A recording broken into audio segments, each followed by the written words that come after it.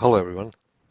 Today I will start my videos in slightly different way. I will start right away from a demo, and then later on I will try to discuss a couple of things in relation to what I've done and what I see still missing in relation to what we do with the standardization related to the agentic workflows, collaboration, and so forth and so forth.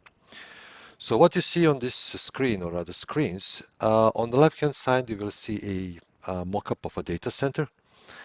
And what I will try to do is to always keep the desired temperature more or less okay, taking into account a lot of different conditions. Obviously, I need to make sure the tracks are okay, but I just also want to make sure that you don't spend too much of an energy. I will be looking at the weather outside. I will try to estimate the cost of the energy. I will try to cool down my racks with the fans or reduce the fans, add the cooling, then push stuff into thermal storage or not. And for all of that, I have here created a reinforcement learning agent that it's kind of very similar to what Google has actually implemented, or rather DeepMind people, in relation to how they monitor the data centers. So this is what you actually see here. We are getting some rack temperatures, environment variables, and like I said, we'll try to keep the racks cool enough, if you like. Other things that are happening is that I have running my broker. I have the agent that is responding on the weather. That's actually you guys see here. So it's a Brussels, so it's 8.9 degrees. That's what you see here.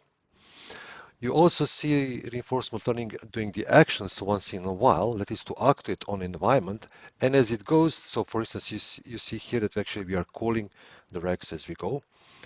Then I have the agent that is actually monitoring the HVACs under the hood, so you don't see it here.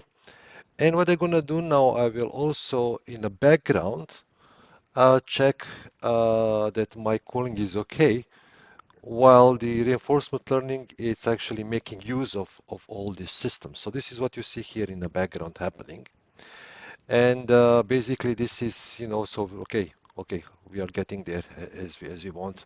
Something like, okay, it takes a little bit of tweaking to get the all things to mimic the reality, so to speak, because as you know, reinforcement learning takes some particular actions on environment changes. You have to change your reward function, but as well you have to make sure that your simulation it's kind of okay as you're changing things. Things have to happen in a given order and with the causal relations, if you like. Now, while we are doing that, I just want to basically point that, like I said, we are doing in the background some other checks. I just want to make sure that one last test is finished before I stop the simulation. Okay, there you go. What you see now that we also have another agent which is running in the background, the HVAC test. So it says that, okay, so here see that work order has been created. How that happened is that, let me just stop the whole thing, or I can keep it running, is that I have also one assistant agent which is creating the work orders, which is actually exposing via the tools assistant application you can as well use in the chatbots. I said a lot of different things. So my background checks were something of this sort. So that's basically what you can see here. So let me look at that. I was running the diagnostic tests that what you actually see here, and I realized there was an HVAC problem. So this was this guy telling me here. And because of that, another agent was creating the work order. Now that agent was actually the guy here, and that one wrapped three different tools or an APIs. And then as a result of that, in a plain English, I was actually saying, create me a work order. Yeah? And that was actually my agent here. So I think I said that, I've mentioned that last time. Let me just show you that part here. So we had one long chain agent, and that one was basically creating the work order. So if there is an issue that was actually happening here, it would basically create the work order, which was then calling the work for order agent, which was basically the guy here, and that one was calling my endpoint here. Okay, so now let's go back to why I've done all of these things.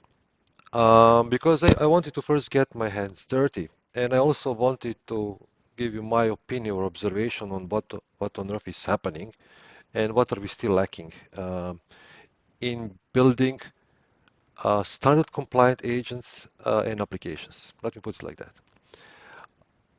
I started last time by giving you a big picture with a lot of details about what is happening and how each of these tools or interfaces interact with each other.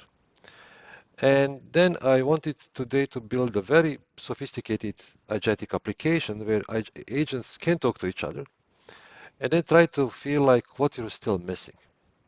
So this is what I have ended up doing. Now, the one thing that it's kind of funny is that if you think about MCP server, it's nothing but a JSON schema representation of a capability, which mostly it doesn't have to be.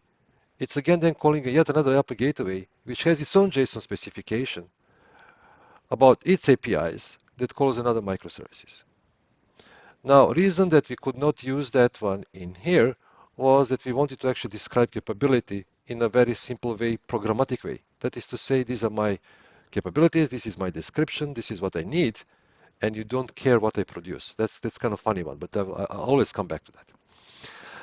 But as you start doing that, you can think of that, okay, I'm calling these tools, but do I need to know if I plug a lot of different servers?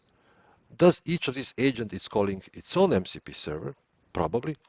Or I have an agent that can actually call a federation server that then delegates these things to other MCP servers.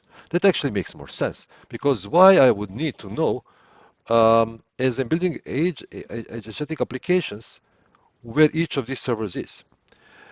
The second problem with having way too many of these guys is that eventually you need a message bus because somehow you need to distribute a load, but you also distribute communication of who is doing what and when things are done. Now, when things are done, I've done it here with one long chain guy here that he has his own flow.